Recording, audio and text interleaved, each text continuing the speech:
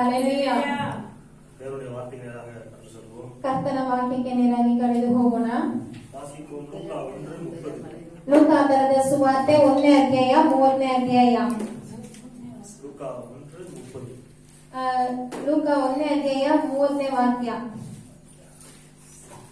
தேவதூதன் அவளை நோக்கி, மரியாளே பயப்படாதே, நீ தேவனிடத்தில் கிருபை பெற்றாய்.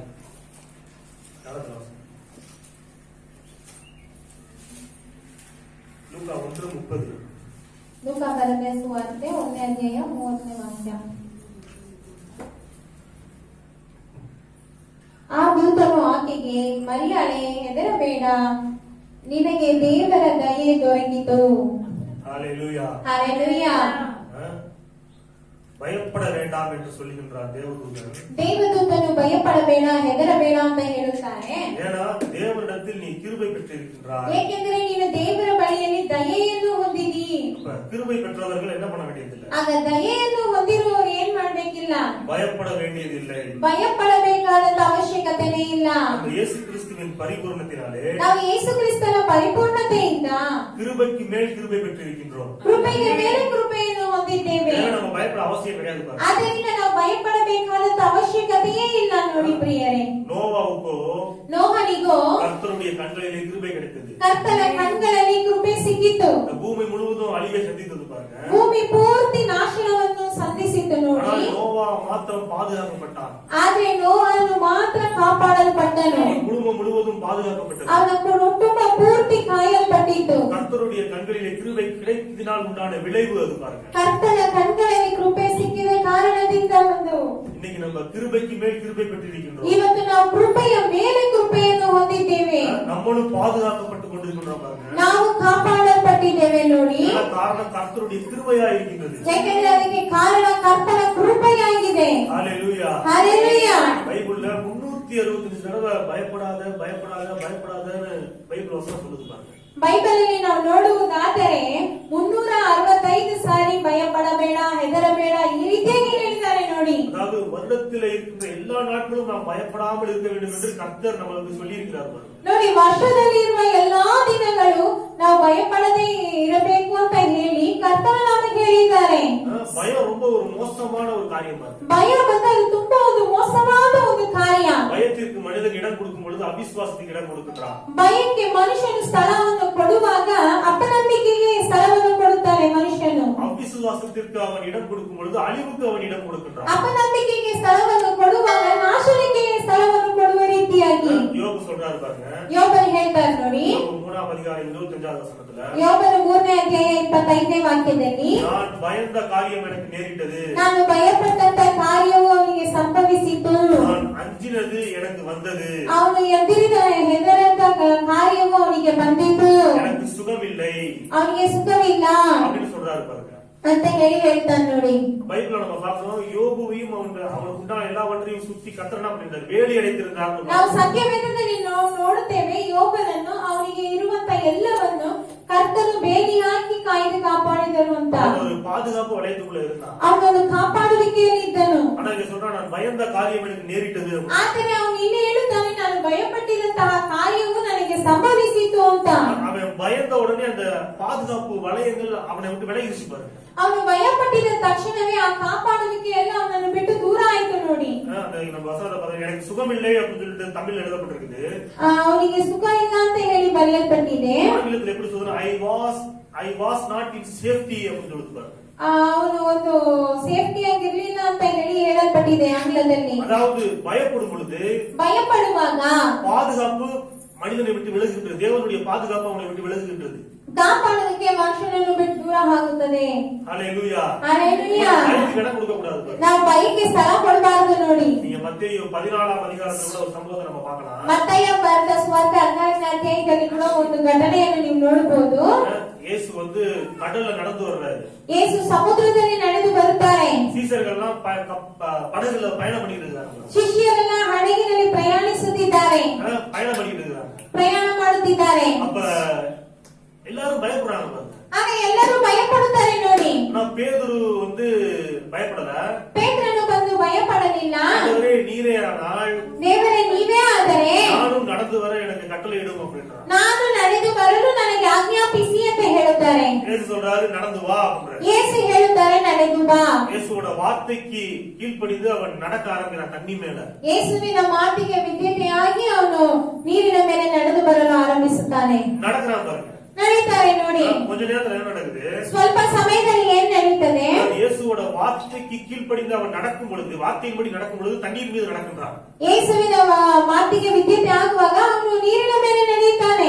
கொஞ்ச நேரத்துல பார்த்தா காத்து அடிக்குது, கடல் அப்படியே குந்தளிக்குது.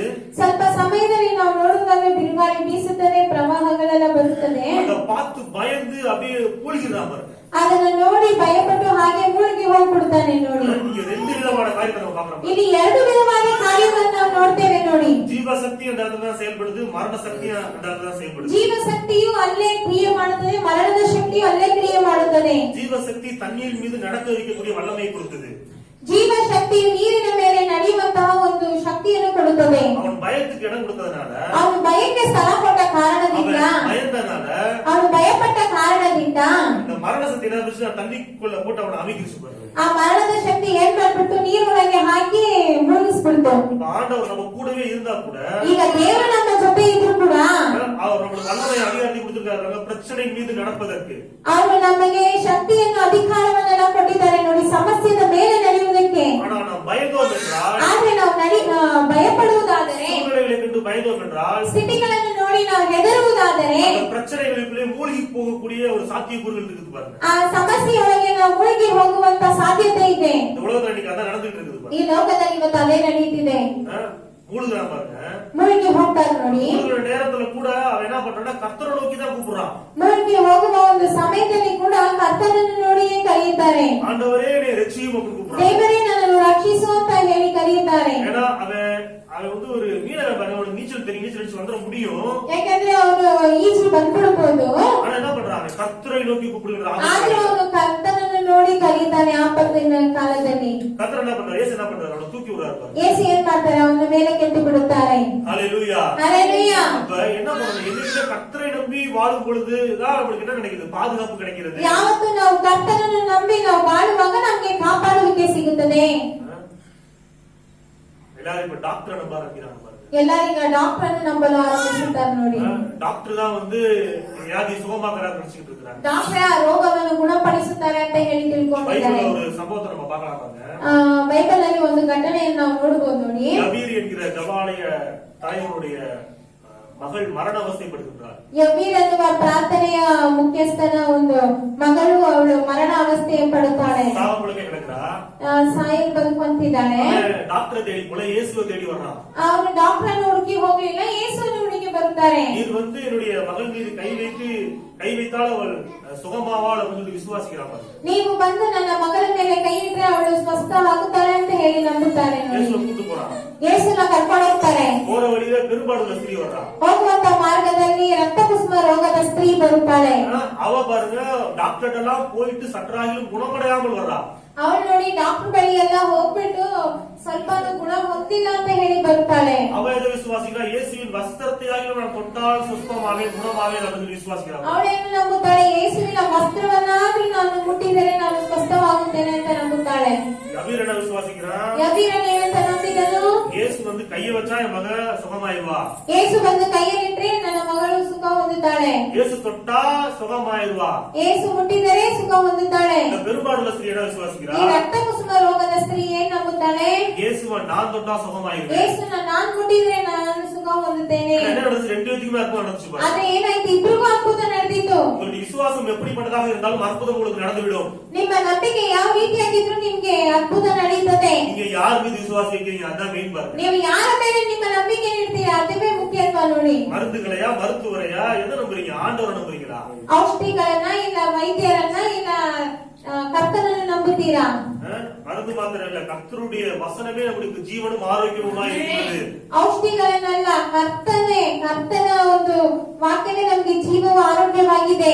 டாக்டர் அல்ல, நம்முடைய தேவனாகிய கர்த்தரே நமக்கு பரிகாரியாகிய கர்த்தராக இருக்கின்றார். அவரே நம்மை குணமாக்குகின்ற வைத்தியராக இருக்கின்றார். ನಮ್ಮ ದೇವರಾದ ಕರ್ತನೇ ಅವರು ನಮಗೆ ಪರಿಹಾರಿಯಾಗಿದ್ದಾರೆ. ಅವರೇ ನಮ್ಮನ್ನು ಗುಣಪಡಿಸುವವರಾಗಿದ್ದಾರೆ. பைபிள் சொல்லுது பாருங்க, நீதிமான் நித்திய கீர்த்தி உள்ளவன். ಬೈಬಲ್ ಹೇಳುತ್ತದೆ ನೋಡಿ, ನೀತಿವಂತನು ನಿತ್ಯ ಕೀರ್ತಿ ಇರುವವನು. துர்ச்செய்தியை கேட்பதினால் அவன் பயப்படான். ದುಷ್ಕಾರ್ಯವನ್ನು ಕೇಳುವುದರಿಂದ ಅವನು ಭಯಪಡೋದಿಲ್ಲ. அவன் சிங்கத்தை போல் தைரியமாக, ಅವನು ಸಿಂಹದಂತೆ ಅವನು ಧೈರ್ಯವಾಗಿರುವನು. ஹalleluya, ஹalleluya. சிங்கத்தை போல் தைரியமாக இருக்க வேண்டும் என்று கர்த்தர் சொல்றார் பாருங்க. ನಾವು ಸಿಂಹದಂತೆ ನಾವು ಧೈರ್ಯವಾಗಿರ್ಬೇಕು ಅಂತ ಹೇಳಿ ಕರ್ತನಿಗೆ ಹೇಳ್ತಾರೆ. துர்ச்செய்தியை கேட்டு பயப்படக்கூடாது.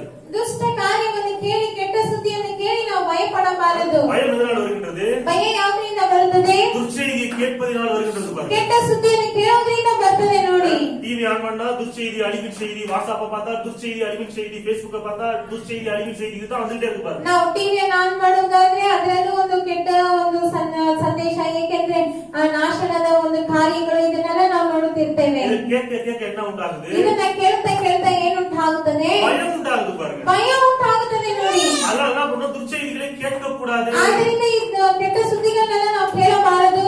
நற்செய்திகளை, தேவனுடைய வார்த்தைகளை கேட்டுக்கொண்டே இருக்க வேண்டும். ಸಂದೇಶವಾದ ದೇವರ ವಾಕ್ಯವನ್ನೇ ಕೇಳುತ್ತಿರಬೇಕು. வெளியில் நடக்கிற காரியங்கள் எல்லாம் பார்த்துக்கிட்டு பயந்துட்டு இருக்க கூடாது பாருங்க. ಹೊರಗಡೆ ನಡೆಯುವಂತ ಕಾರ್ಯವನ್ನೆಲ್ಲ ಕೇಳ್ಕೊಂಡು ನೋಡ್ಕೊಂಡು ಭಯ ಪಡ್ತಾ ಇರಬಾರ್ದು ನೋಡಿ. நோவாவை வந்து கர்த்தர் என்ன பண்ணாருன்னா, ನೋಹನನ್ನು ಬಂದು ಕರ್ತನ್ ಏನ್ ಮಾಡಿದ್ರಂದ್ರೆ, பேடைக்குள்ள அனுப்பி கதவை பூட்டிட்டாரு. ನಾವೇ ಒಳಗೆ ಕಳಿಸಿ ಬಾಗಿಲನ್ನು ಹಾಕ್ಬಿಟ್ರು.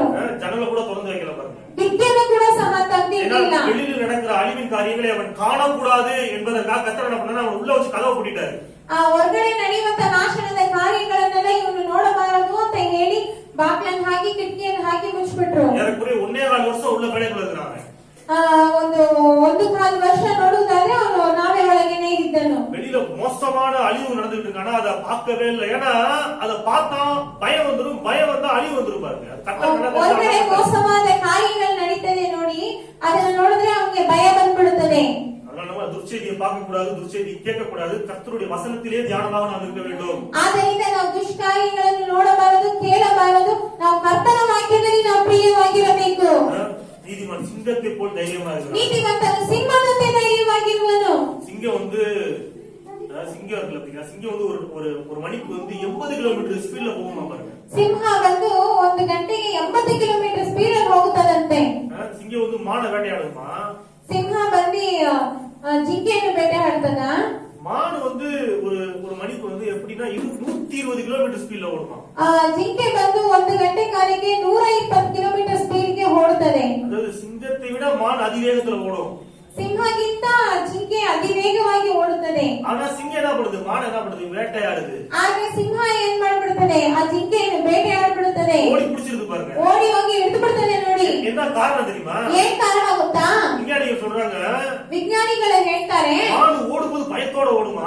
ಜಿಂಕೆ ಓಡುವಾಗ ಭಯದಿಂದ ಓಡುತ್ತದಂತೆ.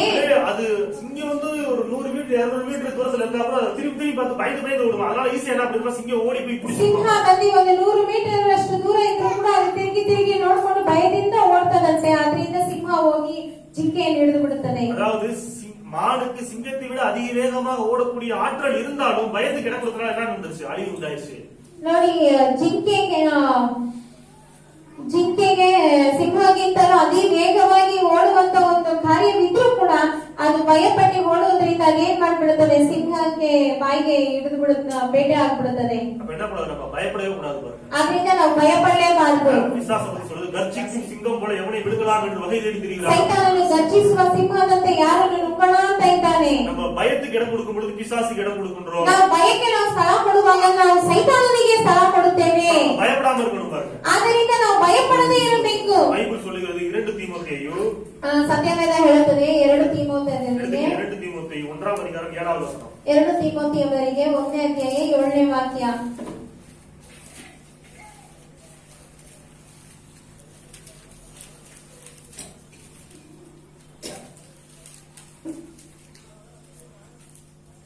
தேவன் நமக்கு பயமுள்ள ஆவியை கொடாமல் பலமும் அன்பும் தெளிந்த புத்தியும் உள்ள ஆவியை கொடுத்திருக்கின்றார். ஹalleluya. ದೇವರು ನಮಗೆ ಕೊಟ್ಟಿರುವ ಆತ್ಮವು ಬಲವು, ಪ್ರೀತಿ, ಶಿಕ್ಷಣಗಳ ಆತ್ಮವೇ ಹೊರತು ಹೇಳಿತನದ ಆತ್ಮವಲ್ಲ. ಆಮೆನ್. ಆಮೆನ್. தேவன் நமக்கு பயமுள்ள ஆவியை கொடுக்கவில்லை. ದೇವರು ನಮಗೆ ಹೇಳಿತನದ ಆತ್ಮವನ್ನು ಕೊಡಲಿಲ್ಲ. நமக்கு பலமுள்ள ஆவியை கொடுத்திருக்கின்றார். ನಮಗೆ ಬಲವುಳ್ಳ ಆತ್ಮವನ್ನು ಕೊಟ್ಟಿದ್ದಾರೆ. தெளிவின்மை வரும்பொழுது பயம் உண்டாகுது பாருங்க. ನಮಗೆ ಒಂದು ಸ್ಪಷ್ಟತೆ ಇಲ್ಲದೆ ಇರುವಾಗ ನಮಗೆ ಹೆದರಿಕೆ ಆಗ್ತದೆ ನೋಡಿ. பாவம் பண்ணும் பொழுது என்ன உண்டாகுது? ಪಾಪ ಮಾಡುವಾಗ ಏನಾಗ್ತದೆ? ಭಯ ಉಂಟಾಗುತ್ತದೆ. ஆதாம் ஏவாள் என்ன பண்ணாங்க? ಆದಾಮ ಅವಳು ಏನ್ ಮಾಡಿದರು? பாவம் செய்த உடனே ಪಾಪ ಮಾಡಿದ ತಕ್ಷಣವೇ அவர்களுக்குள்ளே என்ன ஒன்று உண்டாயிடுச்சு? ಅವರಲ್ಲಿ ಏನುಂಟಾಯಿತು? அடிமைத்தனத்தின் ஆவி கிரியை செய்ய ஆரம்பிச்சு. ಗುಲಾಮತನದ ಆತ್ಮ ಕ್ರಿಯೆ ಮಾಡಲು ಆರಂಭಿಸಿತು. அவங்க தேவனை விட்டு விலகி தோட்டத்துக்குள்ள வருஷத்துக்குள்ள போய் மறைஞ்சுக்கிறாங்க. தேவனோட சத்தத்தை கேட்டு ಅವರು ಹೋಗಿ ಏನ್ ಮಾಡ್ತಾರೆ? ಆ ಗಿಡದ ಒಳಗೆ ಹೋಗಿ ಬಚ್ಕೊಳ್ತಾರೆ ನೋಡಿ, ದೇವರ ಶಬ್ದವನ್ನು ಕೇಳಿ. பயம் வந்துச்சு பாருங்க. ಅವರಿಗೆ ಭಯ ಬಂದ್ಬಿಡ್ತು. இன்னைக்கு நமக்குள்ள அடிமைத்தனத்தின் ஆவி கிடையாது. ಇವತ್ತು ನಮ್ಮಲ್ಲಿ ಗುಲಾಮತನದ ಆತ್ಮವಲ್ಲ, இன்னைக்கு நமக்குள்ள புத்திர சுவிகாரத்தின் ஆவி இருக்கின்றது. ಇವತ್ತು ನಮ್ಮಲ್ಲಿ ಪುತ್ರ ಸುವಿಹಾರದ ಆತ್ಮವಿದೆ. இன்னைக்கு நாம் பயந்து ஓட தேவையில்லை. ಇವತ್ತು ನಾವು ಭಯಪಟ್ಟು ಓಡುವಂತ ಅಗತ್ಯ ಇಲ್ಲ. இன்னைக்கு நாம் தைரியமா கிருபாசனத்தை கிட்டி சேர முடியும் பாருங்க. ಇವತ್ತು ನಾವು ಧೈರ್ಯವಾಗಿ ಕೃಪಾಸನದ ಬಳಿ ಬರಬಹುದು ನೋಡಿ. இன்னைக்கு நம்ம அப்பா பிதாவே என்று அழைக்கக்கூடிய புத்திர சுவிகாரத்தின் ஆவியை உடையவர்களாய் இருக்கிறோம். ಇವತ್ತು ನಾವು ಅಪ್ಪ ತಂದೆ ಅಂತ ಕರೆಯುವಂತ ಪುತ್ರ ಸುವಿಹಾರದ ಒಂದು ಆತ್ಮವುಳ್ಳವರಾಗಿದ್ದೇವೆ. பயத்தை எப்படி மேற்கொள்வது என்பது தொடர்பான ஒரு 4 காரியங்களை நான் சொல்றேன் பாருங்க. ಭಯವನ್ನು ನಾವು ಹೇಗೆ ಜಯಿಸೋದು ಅಂತ ಹೇಳಿ ಒಂದು 4 ಕಾರ್ಯಗಳನ್ನು ಹೇಳ್ತೇನೆ ನೋಡಿ. பயப்படாதே பயப்படாதே என்று சொல்வது ஈஸி. அதை எப்படி நம்ம பயப்படாம இருக்கிறது என்பதற்கு வேதத்தின் அடிப்படையிலே 4 காரியங்களை நான் சொல்றேன் கேளுங்க. ಭಯಪಡಬೇಡ ಭಯಪಡಬೇಡ ಅಂತ ಹೇಳೋದು ಸುಲಭನೇ, ಆದ್ರೆ ಅದನ್ನ ಹೇಗೆ ನಾವು ಜಯಿಸುವುದು ಅಂತ ಹೇಳಿ 4 ಕಾರ್ಯವನ್ನು ನಾವು ನೋಡೋಣ. நான் தேவனுடைய பார்வையில் விசேஷமானவன் என்கிற அறிவு நமக்கு உண்டாக வேண்டும். ಮೊದಲನೇದಾಗಿ ನಾನು ದೇವರ ನೋಟದಲ್ಲಿ ವಿಶೇಷವಾದವರು ಅಂತ ಹೇಳಿ ನಮಗೆ ಅರಿವು ಉಂಟಾಗಬೇಕು. இதுதான் பயத்தின் மீது ஜெயம் எடுக்கின்ற முதல் வழி. ಇದುವೇ ಭಯದ ಮೇಲೆ ನಾವು ಜಯ ತೆಗೆಯುವಂತ ಮೊದಲನೆಯ ಮಾರ್ಗಗಳು. எடுத்து வாசிங்க மத்தேயு 10ஆம் அதிகாரம் 29 முதல் 31 வரை உள்ள வசனங்கள். ಮತ್ತಾಯ ಬರೆದ ಸುವಾರ್ತೆ 10ನೇ ಅಧ್ಯಾಯ 29 ರಿಂದ 31 ವರೆಗೂ. மத்தேயு 10:29 முதல் 31 வரை உள்ள வசனம். ಮತ್ತಾಯ 10ನೇ ಅಧ್ಯಾಯ 29ನೇ ವಾಕ್ಯದಿಂದ 31ನೇ ವಾಕ್ಯದವರೆಗೂ.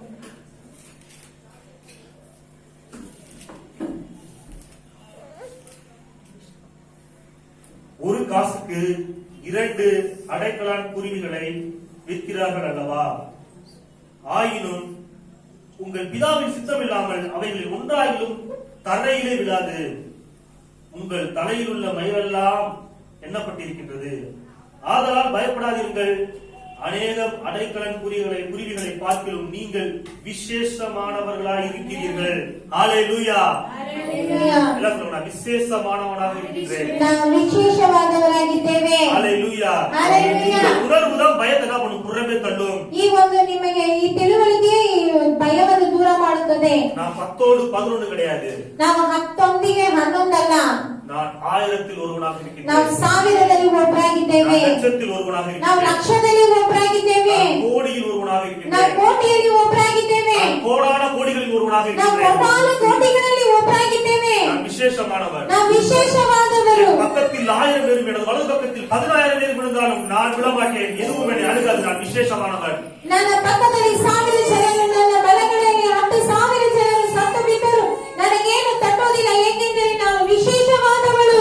இஸ்ரவேலே நீ பாக்கியவான். கர்த்தரால் ரட்சிக்கப்பட்ட ஜனமே உனக்கு ஒப்பானவன் யார்? ಇಸ್ರಾಯೇಲೇ ನೀನು ಧನ್ಯರು, ಕರ್ತನಿಂದ ರಕ್ಷಣೆ ಹೊಂದಿದ ಜನರು ನಿನಗೆ ಸಮಾನನು ಯಾರು? நான் கர்த்தரால் ரட்சிக்கப்பட்டவன். ನಾನು ಕರ್ತನಿಂದ ರಕ್ಷಣೆ ಹೊಂದಿದವರು, எனக்கு ஒப்பானவன் ஒருவனும் இல்லை. ನನಗೆ ಸಮಾನರು ಯಾರೂ ಇಲ್ಲ. நான் விசேஷமானவன். ನಾನು ವಿಶೇಷವಾದವಳು. எகிப்தியர்களுக்கு வரப்பண்ண வியாதியை தேவன் எனக்கு வரப்பண்ண மாட்டார். நான் விசேஷமானவன். ಐಗುಪ್ತಿಯರಿಗೆ ಬರಮಾಡಿದಂತಹ ರೋಗವನ್ನು ಯಾವುದು ನನಗೆ ಬರಮಾಡುವುದಿಲ್ಲ, ಏಕೆಂದರೆ ನಾನು ವಿಶೇಷವಾದವಳು. என் ஜனத்திற்கும் உன் ஜனத்திற்கும் வித்தியாசத்தை உண்டு பண்ணுவேன் என்று கர்த்தர் சொல்லி இருக்கின்றார். எனவே நான் விசேஷமானவன். கர்த்தருக்கு சொந்த ஜனமாக இருக்கின்றேன். ನನ್ನ ಜನಕ್ಕೂ ನಿನ್ನ ಜನಕ್ಕೂ ವ್ಯತ್ಯಾಸವನ್ನು ಉಂಟು ಮಾಡಬೇಕು ಅಂತ ಹೇಳಿದ್ದಾರೆ. ಆದ್ದರಿಂದ ನಾನು ವಿಶೇಷವಾದವರು.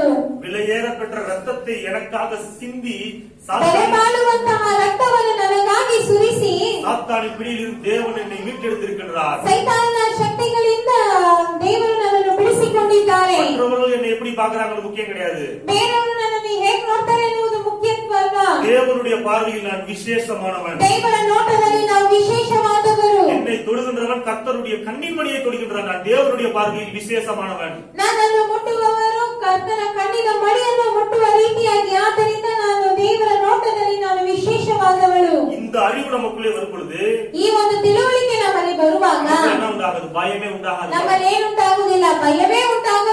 ನೋಡಿ நம்ம பயப்பட மாட்டோம். ನಾವು ಯಾವುದನ್ನು ನೋಡಿ ನಾವು ಭಯಪಡುವುದೇ ಇಲ್ಲ. தேவனுடைய பார்வையில் விசேஷமானவன். ನಾನು ದೇವರ ನೋಟದಲ್ಲಿ ವಿಶೇಷವಾದವಳು. எல்லாவற்றையும் பார்க்கிலும் தேவனுக்கு நான் முக்கியமானவன். ಎಲ್ಲಕ್ಕಿಂತಲೂ ನೋಡಿ ನಾನು ದೇವರಿಗೆ ನಾನು ಮುಖ್ಯವಾದವಳು. இது பயத்தை புறமே தள்ளும் பாருங்க. ಇದು ಭಯವನ್ನು ಹೋಗಲಾಡಿಸುತ್ತದೆ ನೋಡಿ. அடுத்து தேவன் சொன்னதை எப்படி நிறைவேற்றுவார் என்கிற தெளிவு நமக்கு வரும் பொழுது ದೇವರು ಹೇಳಿದ್ದನ್ನು ಹೇಗೆಯೂ ಅವರು ನೆರವೇರಿಸುವರು ಅಂತ ಹೇಳಿ ನಮಗೆ ಒಂದು ಸ್ಪಷ್ಟತೆ ಬರುವಾಗ நாம் பயத்தின் மீது ஜெயம் எடுக்கலாம். ನಾವು ಭಯದ ಮೇಲೆ ನಾವು ಜಯ ತೆಗೆಯಬಹುದು. எடுத்து வாசிங்க மத்தேயு ಮತ್ತಾಯ ಬರೆದ ಸುವಾರ್ತೆ 28ாம் அதிகாரம் 28ನೇ ಅಧ್ಯಾಯ 5-6 ಆகிய ವಚನಗಳು. 5 ಮತ್ತು 6ನೇ ವಾಕ್ಯ. 28:5-6.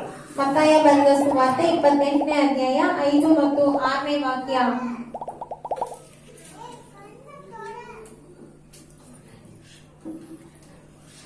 தூதன் அந்த ஸ்திரீகளை நோக்கி, நீங்கள் பயப்படாதீர்கள், சிலுவையில் அறையப்பட்ட இயேசுவை தேடுகிறீர்களா என்று அறிவேன்.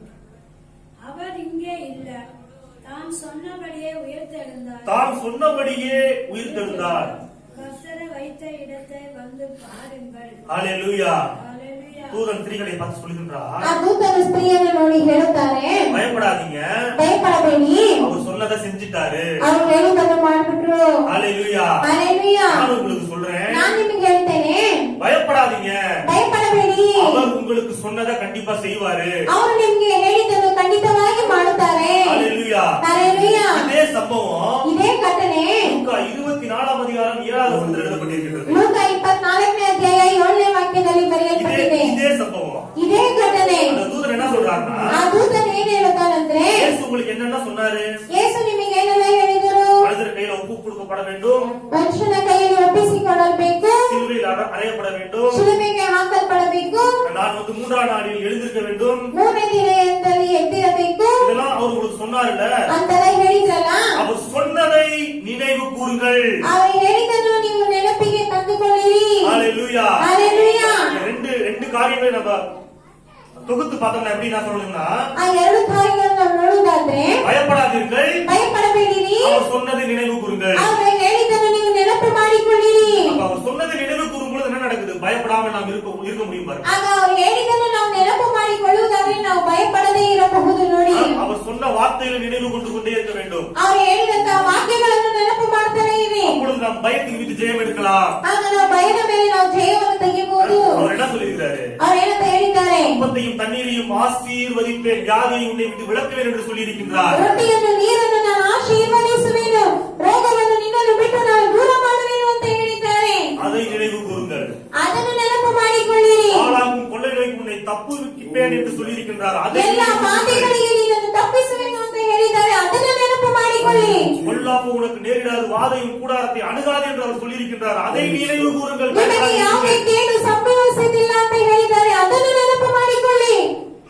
எகிப்தியர்களுக்கு வரப்பண்ணின வியாதியை ஒன்றையும் நான் வரப்பண்ண மாட்டேன் என்று கர்த்தர் சொல்லியிருக்கிறார். அதை நினைவு கூறுங்கள். ಐಗುಪ್ತ್ಯರಿಗೆ ಬರಮಾಡಿದ ರೋಗವನ್ನು ನಾನು ಒಂದನ್ನು ಬರಮಾಡುವುದಿಲ್ಲ ಅಂತ ಹೇಳಿದ್ದಾರೆ. ಅದನ್ನು ನೆನಪು ಮಾಡಿಕೊಳ್ಳಿ. என் ஜனத்திற்கும் உன் ஜனத்திற்கும் வித்தியாசம் உண்டாகும்படி செய்வேன் நான் சொல்லியிருக்கிறாரு. ನಿನ್ನ அதை நினைவு ಜನಕ್ಕೂ ನನ್ನ கூறுங்கள். ಜನಕ್ಕೂ ವ್ಯತ್ಯಾಸವನ್ನು ಉಂಟು ಮಾಡುವೆನು ಅಂತ ಹೇಳಿದ್ದಾರೆ. ಅದನ್ನು ನೆನಪು ಮಾಡಿಕೊಳ್ಳಿ. உன் வியாதி படுக்கையை மாற்றிக் கொள்வேன், நீடித்த நாட்களாக உன்னை திருப்தியாக்குவேன் என்று அவர் சொல்லியிருக்கிறார். அதை நினைவு கூறுங்கள். ನಿನ್ನ ರೋಗವನ್ನು ನಾನು ನೀಗಿಸುವೆನು. ಅದನ್ನು ನೀವು ನೆನಪು ಮಾಡಿಕೊಳ್ಳಿ. ஹல்லேலூயா. ஹல்லேலூயா. அவர் சொன்னதை நினைவு கூறும் பொழுது ಅವರು ಹೇಳುವುದನ್ನು ನಾವು ನೆನಪು ಮಾಡಿಕೊಳ್ಳುವಾಗ பயத்தை நாம் ஜெயம் கொள்கிறவர்களாக மாறிவிடுவோம். ಭಯದಲ್ಲಿ ನಾವು ಜಯವನ್ನು ಹೊಂದಿಕೊಳ್ಳುವವರಾಗಿ ಮಾರ್ಪಡುತ್ತೇವೆ. ஹல்லேலூயா. ಹಲ್ಲೇಲೂಯಾ. வேதத்துல கூட ஒரு சம்பவம் நம்ம பார்க்கலாம். ಸತ್ಯವೇದದಲ್ಲಿ ಒಂದು ಘಟನೆಯನ್ನು ನೋಡ್ತೀವಿ ನೋಡಿ. சீசர்கள் வந்து இயேசுவுடன் கூட படகுல பயணம் பண்ணிட்டு இருக்காங்க. ಶಿಷ್ಯರು ಬಂದು ಯೇಸುವಿನ ಜೊತೆಗೆ ಹಡಗಿನಲ್ಲಿ ಪ್ರಯಾಣ ಮಾಡ್ತಿರ್ತಾರೆ ನೋಡಿ. நீங்க மார்க் 4ஆம் அதிகாரம் 39, 40 ஆகிய வசனங்களை வாசித்து பார்த்தா நீங்க புரிஞ்சுக்கணும். ಮಾರ್ಕ್ ಬರೆದ ಸುವಾರ್ತೆ 4ನೇ ಅಧ್ಯಾಯ 39, 40 ಆ ವಾಕ್ಯವನ್ನು ಓದಿದ್ರೆ ನಿಮ್ಗೆ ಅರ್ಥ ಆಗ್ತದೆ. கடல் கப்பல்ல போயிட்டு இருக்காங்க, படகுல போயிட்டு இருக்காங்க. கடல்ல ಹಡಗಿನಲ್ಲಿ ಹೋಗುತ್ತಿದ್ದಾರೆ ಸಮುದ್ರದಲ್ಲಿ. காற்று பயங்கரமா அடிக்குது பாருங்க. ಗಾಳಿ ಭಯಂಕರವಾಗಿ ಬೀಸುತ್ತದೆ ನೋಡಿ. கடல் கொந்தளிக்கிறது, ಆ ಬಿರುಗಾಳಿ ಬೀಸುತ್ತದೆ. சீசர்கள்லாம் பயப்படுறாங்க பாருங்க. ಶಿಷ್ಯರೆಲ್ಲರೂ ಭಯಪಡುತ್ತಾರೆ. இயேசு என்ன பண்றாரு? ಯೇಸು ಏನ್ ಮಾಡುತ್ತಾರೆ? தலையணை வைத்து அயர்ந்த நித்திரையா இருக்கின்றார், தூங்கிட்டு இருக்கிறாரு. ದಿಂಬನಿಟ್ಕೊಂಡು ಚೆನ್ನಾಗಿ ನಿದ್ದೆ ಮಾಡುತ್ತಿದ್ದಾರೆ. எல்லாரும் இயேசு எழுப்புறாங்க பாருங்க. போய் ಎಲ್ಲರೂ ಹೋಗಿ ಯೇಸುವನ್ನು ಎಬ್ಬಿಸುತ್ತಾರೆ ನೋಡಿ. இயேசு என்ன என்ன பண்றாரு? ಯೇಸು ಏನ್ ಮಾಡುತ್ತಾರೆ? எழுந்து காற்றை அதட்டுகின்றார்.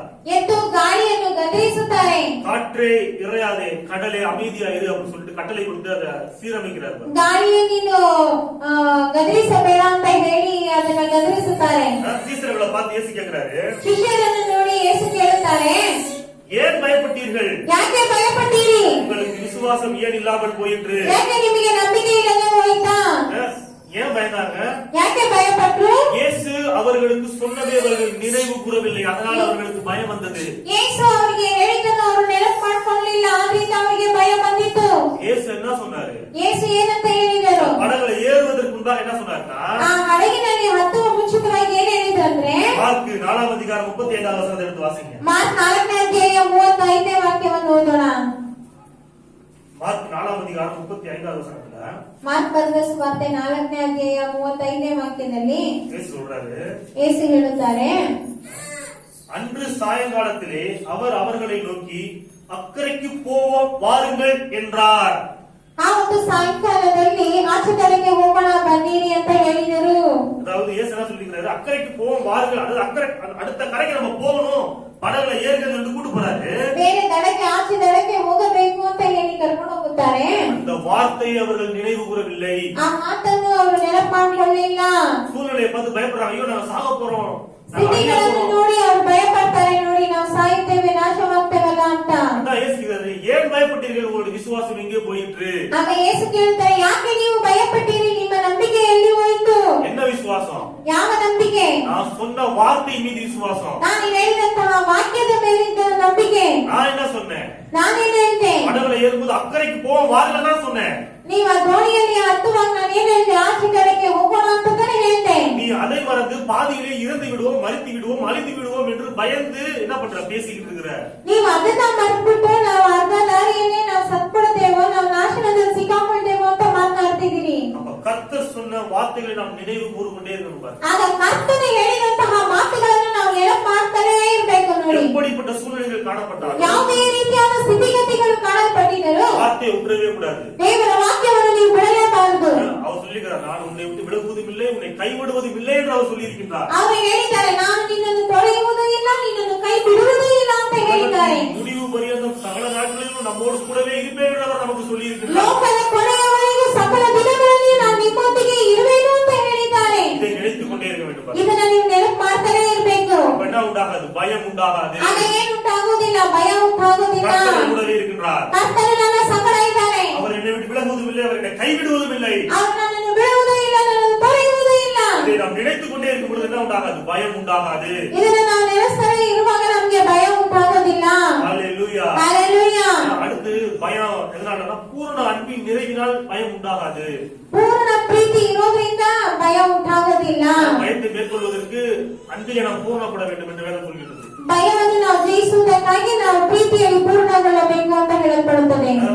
வாசிங்க 1 யோவான் 1 ಯೋಹಾನ 4 அதிகாரம் 4ನೇ ಅಧ್ಯಾಯ 18வது வசனம். 18ನೇ ವಾಕ್ಯ. 1 யோவான் 4 அதிகாரம் 18வது வசனம். 1 ಯೋಹಾನ 4ನೇ ಅಧ್ಯಾಯ 18ನೇ ವಾಕ್ಯ. அன்பிலே பயமில்லை, பூரண அன்பு பயத்தை புறம்பே தள்ளும். பயமானது வேதனை உள்ளது, பயப்படுகின்றவன் அன்பிலே பூரணப்பட்டவன் அல்ல. ஹல்லேலூயா. ஹல்லேலூயா. பூரண அன்பு, ಪೂರ್ಣ ಪ್ರೀತಿಯು நமக்குள்ளே இருக்கின்ற ನಮ್ಮಲ್ಲಿ ಇರುವ பயத்தை புறம்பே தள்ளுமா. ಹೆದರಿಕೆಯನ್ನು ಹೊರಗೋಡಿಸುತ್ತದೆ. நம்ம அன்பிலே, தேவனுடைய அன்பிலே பூரணப்பட்டிருக்கும் பொழுது, ನಾವು ದೇವರ ಪ್ರೀತಿಯಲ್ಲಿ ಪೂರ್ಣಪಟ್ಟಿರುವಾಗ பயம் என்ன பண்ணுகிறது? ಹೆದರಿಕೆ ಏನ್ ಮಾಡುತ್ತದೆ? நம்மை விட்டு அகன்று போகின்றது. ನಮ್ಮನ್ನು ಬಿಟ್ಟು ದೂರ ಆಗುತ್ತದೆ. ஹல்லேலூயா. ஹல்லேலூயா. ஒரு சின்ன குழந்தைய பாத்தீங்க அப்படின்னா, ಒಂದು ಚಿಕ್ಕ ಮಗುವನ್ನು ನೋಡುವುದಾದ್ರೆ அவங்க அப்பா வந்து தலைக்கு மேல தூக்கி அப்படியே தூக்கி ஆட்டுவாரு பாருங்க. ಅವರ ತಂದೆ ಬಂದು ತಲೆ ಮೇಲೆ ಎತ್ತಿ ಆಡಿಸುತ್ತಾರೆ ನೋಡಿ. சுத்தி இருக்கவங்க எல்லாம் பயப்படுவாங்க. ಸುತ್ತಮುತ್ತಲು ಇರುವವರೆಲ್ಲ ಭಯ ಪಡುತ್ತಾರೆ. அந்த குழந்தை பயப்படவே பயப்படாது பாருங்க. ಆದ್ರೆ ಆ ಮಗು ಭಯ ಪಡುವುದೇ ಇಲ್ಲ ನೋಡಿ. ஏன்? ಯಾಕೆ? தூக்குறது தன்னுடைய அப்பா, ಹೊತ್ತಿಕೊಳ್ಳುವುದು ತನ್ನ ತಂದೆ. இப்படிப்பட்ட உணர்வு நமக்குள்ள இருக்கணும் பாருங்க. ಈ ರೀತಿಯಾದ ಒಂದು ತಿಳುವಳಿಕೆ ನಮ್ಮಲ್ಲಿ ಇರಬೇಕು. நம்ம கர்த்தருடைய கரத்திலே குழந்தையாக இருக்கின்றோம். ನಾವು ಕರ್ತನ ಕೈಗಳಲ್ಲಿ ಮಗು ಆಗಿದ್ದೇವೆ. அவருடைய அனுமதி இல்லாம நம்ம வாழ்க்கையில எதுவுமே நடக்க போறது கிடையாது. ಅವರ ಒಂದು ಅನುಮತಿ ಇಲ್ಲದೆ ನಮ್ಮ ಜೀವನದಲ್ಲಿ ಏನು ನಡೆಯುವುದಿಲ್ಲ நம்ம விசுவாசிக்கணும் பாருங்க. ಅಂತ ಹೇಳಿ ನಾವು ನಂಬಬೇಕು ನೋಡಿ. ரொம்ப முக்கியமானதா இருக்குது. ಇದು ತುಂಬಾ ಮುಖ್ಯತ್ವವಾಗಿದೆ ನೋಡಿ. பயம்தான் எல்லா விதமான அழிவின் செயலுக்கும், அதாவது பாதுகாப்பு, கர்த்தருடைய பாதுகாப்பு நம்மை விட்டு விலகுவதற்கு காரணமாக இருக்கின்றது பாருங்க. ಭಯವೇ ಎಲ್ಲ ಒಂದು ಕಾರಣವಾಗಿರ್ತದೆ ನೋಡಿ ದೂರವಾಗಿ ಬರುವುದಕ್ಕೆ. நம்ம பூரண அன்பிலே நாம் நிலைத்து இருக்கும் பொழுது, ನಾವು ಪೂರ್ಣ ಪ್ರೀತಿಯಲ್ಲಿ ನಾವು ನೆಲೆಗೊಂಡಿರುವಾಗ, தேவனுடைய அன்பிலே நாம் நிலைத்து நிற்கும் பொழுது, ನಾವು ದೇವರ ಪ್ರೀತಿಯಲ್ಲಿ ನಾವು ನೆಲೆಗೊಂಡಿರುವಾಗ பயத்தின் மீது ஜெயம் எடுக்கலாம். ನಾವು ಭಯದ ಮೇಲೆ ನಾವು ಜಯವನ್ನು ತೆಗೆಯಬಹುದು. ஹalleluya. ஹalleluya. ஒரு மலை பகுதியில ஒரு பஸ் போயிட்டு இருந்துச்சாம். ಒಂದು ಬೆಟ್ಟದ ಪ್ರದೇಶದಲ್ಲಿ ಒಂದು ಬಸ್ ಹೋಗ್ತಾ ಇತ್ತು. ஒரு பையன் மட்டும் சிங்கிளா ஒரு சீட்ல உட்கார்ந்து இருந்தான், சின்ன பையன். ಒಂದು ಚಿಕ್ಕ ಹುಡುಗ ಮಾತ್ರ ಒಂಟಿಯಾಗಿ ಒಂದು ಸೀಟಲ್ಲಿ ಕೂತಿದ್ದ. பஸ் பயங்கரமான வளைவுகள்லயும் மோசமான பாதைகள்லயும் கடந்து போயிட்டு இருக்குது. ಬಸ್ ಬಂದು ಭಯಂಕರವಾದ ಒಂದು ಮಾರ್ಗಗಳಲ್ಲಿ ಹೋಗುತ್ತಿದೆ. எல்லா பேசஞ்சர்ஸும் பயப்படுறாங்க பாருங்க. ಆ ಬಸ್ ನಲ್ಲಿ ಇರುವವರೆಲ್ಲರೂ ಭಯ ಪಡ್ತಿದ್ದಾರೆ. ஆனா அந்த பையன் மட்டும் பயப்படவே இல்லை. ಆದ್ರೆ ಆ ಹುಡುಗ ಮಾತ್ರ ಹೆದರಲೇ ಇಲ್ಲ. எல்லாருக்கும் ஒரே ஆச்சரியம். ಎಲ್ಲರಿಗೂ ಒಂದೇ ಆಶ್ಚರ್ಯ. தம்பி என்னப்பா நீ மட்டும் பயப்படாம இருக்கிற, எல்லாரும் பயப்படுறாங்க, உனக்கு பயமே இல்லையா அந்த மலையை பார்த்து போற பாதையை பார்த்து அப்படின்னு. ಏನಪ್ಪ ತಮ್ಮ ನಿನಗೆ ಭಯ ಇಲ್ವಾ? ನಮ್ಮೆಲ್ಲರಿಗೂ ಭಯವಾಗಿದೆ ಈ ಹೋಗುವ ಮಾರ್ಗ ನೋಡ್ಕೊಂಡು. அதுக்கு அந்த பையன் சொன்னானா, ಅದಕ್ಕೆ ಆ ಹುಡುಗ ಹೇಳದಂತೆ, நான் எதுக்கு அங்கிள் பயப்படணும்? ನಾನೇನಕ್ಕೆ ಭಯ ಪಡ್ಬೇಕು? ஏன்னா டிரைவரே எங்க அப்பா தான். ಡ್ರೈವರೇ ನಮ್ಮ ಅಪ್ಪನೇ. எங்க அப்பா வண்டி ஓட்டுறப்ப நான் எதுக்கு பயப்படணும்? ನಮ್ಮ ತಂದೆ ಗಾಡಿ ಓಡಿಸುವಾಗ ನಾನೇನಕ್ಕೆ ಭಯ ಪಡ್ಬೇಕು? ஹalleluya. ஹalleluya. நம்மளுடைய வாழ்க்கை பாதையை கூட கர்த்தர் தான் என்ன பண்றாரு? ನಮ್ಮ ಜೀವನದ ಒಂದು ಹಾದಿಯನ್ನು ಕೂಡ ಕರ್ತನೇ ಏನ್ ಮಾಡ್ತಾರೆ? நடத்தி கொண்டிருக்கிறார். ನಡೆಸುತ್ತಾ ಬರುತ್ತಾರೆ. லோகத்துல பயப்படலாம். ಲೋಕದಲ್ಲಿರುವವರು ಭಯ ಪಡಬಹುದು. விழுந்துருவோமோ, சரிஞ்சிருவோமோ, ஆக்சிடென்ட் ஆயிருமோன்னு. ಬಿಡ್ಬಿಡ್ತದೋ, ಬಿಡ್ತೀವೋ, ಏನಾದ್ರೂ ಆಗ್ಬಿಡ್ತದೋ ಅಂತ. ஆனா நம்ம பயப்பட வேண்டிய அவசியம் இல்லை. ಆದ್ರೆ ನಾವು ಭಯ ಪಡಬೇಕಾದಂತ ಅವಶ್ಯಕತೆನೇ ಇಲ್ಲ. நம்மோடு கூட நம்ம இயக்குகிறவர் நம்முடைய தேவனாகிய கர்த்தர். ಏಕೆಂದ್ರೆ ನಮ್ಮೊಂದಿಗೆ ಇರುವವರು ಅವರು ದೇವರಾದ ಕರ್ತನು. அவர் நம்முடைய சொந்த தகப்பனாய், ಅವರು ನಮ್ಮ ಸ್ವಂತ ತಂದೆಯಾಗಿದ್ದಾರೆ. ஹalleluya. ஹalleluya. அன்பிலே நாம் பூரணப்படும் பொழுது என்ன உண்டாகுது? பயம் புறமே தள்ளப்படுகின்றது. ನಾವು ಪ್ರೀತಿಯಲ್ಲಿ ಪೂರ್ಣತೆಯಿಂದ ಇರುವಾಗ ಭಯವು ಹೋಗಲಾಡಿಸುತ್ತದೆ. வாசிங்க 1 யோவான் 1 ಯೋಹಾನ 2ஆம் அதிகாரம் 2ನೇ ಅಧ್ಯಾಯ 5வது வசனம். 5ನೇ ವಾಕ್ಯ. அவருடைய வசனத்தை கைக்கொள்ளுகிறவனிடத்திலே தேவ அன்பு மெய்யாகவே பூரணப்பட்டிருக்கும். ஹalleluya. ஹalleluya. தேவ அன்பு நமக்குள்ளே பூரணப்பட்டு இருக்க வேண்டும் என்றால், ದೇವರ ಪ್ರೀತಿ ನಮ್ಮಲ್ಲಿ ಪೂರ್ಣವಾಗಿರಬೇಕಂದ್ರೆ ಅವರ ವಾಕ್ಯವನ್ನು ನಾವು ಕೈಗೊಳ್ಳುವವರಾಗಿರಬೇಕು. யோவான் 14ஆம் அதிகாரம் 23ஆவது வசனத்திலே இயேசு சொல்றார் பாருங்க. ಯೋಹಾನ 14ನೇ ಅಧ್ಯಾಯ 23ನೇ ವಾಕ್ಯದಲ್ಲಿ ಯೇಸು ಹೇಳ್ತಾರೆ ನೋಡಿ, ஒருவனில் அன்பாய் இருந்தால் ಒಬ್ಬನು ನನ್ನಲ್ಲಿ ಪ್ರೀತಿಯಾಗಿದ್ದರೆ அவன் என் வசனத்தை கைக்கொள்ளுவான். ಅವನು ನನ್ನ ವಾಕ್ಯವನ್ನು ಕೈಗೊಳ್ಳುವನು. வசனத்தை கைக்கொள்ளும் பொழுதுதான் அந்த ವಾಕ್ಯವನ್ನು ಕೈಗೊಳ್ಳುವಾಗ தேவ அன்பு நமக்குள்ளே பூரணப்பட்டிருக்கும். ದೇವರ ಪ್ರೀತಿ ನಮ್ಮಲ್ಲಿ ಪೂರ್ಣಗೊಳ್ಳುತ್ತದೆ. நாம் பயப்பட வேண்டிய அவசியம் இல்லை. ನಾವು ಭಯಪಡಬೇಕಾದಂತ ಅವಶ್ಯಕತೆನೇ ಇಲ್ಲ. வசனத்தின்படி நடப்பது, சத்தியத்தின்படி நடப்பது கஷ்டமான காரியம் கிடையாது பாருங்க. ವಾಕ್ಯದಂತೆ ನಡೆಯುವುದು, ಸತ್ಯದಂತೆ ನಡೆಯುವುದು ಅದು ಕಷ್ಟವಾದ ಕಾರ್ಯವಲ್ಲ. ஏன்னா பைபிளை தொடர்ந்து நாம் படித்துக் கொண்டே இருந்தோம் என்றால், ಯಾಕೆಂದ್ರೆ ನಾವು ಬೈಬಲನ್ನು ಹಾಗೆ ಓದುತ್ತಲೇ ಇರುವುದಾದರೆ, தேவ செய்திகளை தொடர்ந்து நாம் கேட்டுக்கொண்டே இருந்தோம் என்றால், ದೇವರ ಸಂದೇಶಗಳನ್ನು ನಾವು ಕೇಳುತ್ತಲೇ ಇರುವುದಾದರೆ, சத்தியாவியானவர் சகல சத்தியங்களுக்கும் அவர் நம்மை நடத்துவார். இதான் ಸತ್ಯದ ಆತ್ಮನು ಸಕಲ ಸತ್ಯದಲ್ಲಿ ನಮ್ಮನ್ನು ನಡೆಸ್ತಾರೆ ನೋಡಿ. ஹalleluya. ஹalleluya. நம்ம அன்பிலே பூர்ணப்பட வேண்டும் என்றால் அவரோடு அதிக ஐக்கியத்திலே உறவாட வேண்டும் பாருங்க. ಹಾಗಾದರೆ ನಾವು ಪ್ರೀತಿಯಲ್ಲಿ ಪೂರ್ಣಗೊಳ್ಳಬೇಕಾದ್ರೆ ನಾವು ಅವರೊಂದಿಗೆ ಅಧಿಕವಾಗಿ ಐಕ್ಯತೆಯಲ್ಲಿ ಇರಬೇಕು. ஆமென். ಆಮೆನ್. ஹalleluya. ஹalleluya. நீங்க பாத்தீங்கன்னா ஆபிரகாம், ஈசாக்கு, யாக்கோபு, மோசே எல்லாரிடத்திலயும் தேவன் பயப்படாதீர்கள் பயப்படாதீர்கள் பயப்படாதீர்கள் சொன்னார் பாருங்க. ನೋಡಿ, ನೀವು ನೋಡುವುದಾದ್ರೆ ಅಬ್ರಹಾಮನು, ಈಶಾಕನು, ಮೋಶೆ ಇವರೊಂದಿಗೆಲ್ಲರೂ ಬಳಿಯಲು ದೇವರು ಭಯಪಡಬೇಡ ಅಂತ ಹೇಳಿದರು. ஆனா நோவாட்ட ಆದರೆ ನೋಹನ ಬಳಿ ஒரு இடத்துல கூட தேவன் பயப்படாதுன்னு சொல்லவே இல்லை. ಒಂದು ಸ್ಥಳದಲ್ಲಿ ಕೂಡ ಭಯಪಡಬೇಡ ಅಂತ ಹೇಳಲೇ ಇಲ್ಲ. அவன் சந்திச்ச அந்த பிரச்சனை அதெல்லாம் அவனுக்கு புதுசு பாருங்க. அதெல்லாம் அவனுக்கு முன்னாடி பார்த்ததே கிடையாது, கேள்விப்பட்டதே இல்லாத ஒரு பெரிய காரியத்தை அவன் பார்க்கறான் பாருங்க. ಅವನು ಸಂಧಿಸಿದಂತದ್ದೆಲ್ಲ ಅದು ವಸ್ತು ನೋಡಿ, ಅವನು ಕೇಳಲೇ ಇಲ್ಲ. ಆ ರೀತಿಯಾದ ಕಾರ್ಯಗಳನ್ನೆಲ್ಲ ನೋಡ್ತಾನೆ. அது உண்மையிலேயே பயமுறுத்தக்கூடிய காரியம் தான். ಅದು ನಿಜವಾಗ್ಲೂ ಭಯಪಡಿಸುವಂತಹ ಕಾರ್ಯನೇ. கர்த்தர் நோவாட்ட பயப்படாதே ஒரு வார்த்தை கூட சொல்லவே இல்லை. ಆದರೆ ಕರ್ತನು ಬಂದು ನೋಹನ ಬಳಿ ಭಯಪಡಬೇಡ ಅಂತ ಹೇಳಿ ಒಂದು ಮಾತು ಹೇಳಿಲ್ಲ. ஏன்? ಯಾಕೆ? பைபிள் சொல்லுது, ಸತ್ಯವೇದ ಹೇಳುತ್ತದೆ, ನೋಹ தேவன் கட்டளையிட்டபடியெல்லாம் செய்து வந்தான். ದೇವರು ಆಜ್ಞಾಪಿಸಿದಂತೆ ಮಾಡಿದನು. ஹalleluya. ஹalleluya.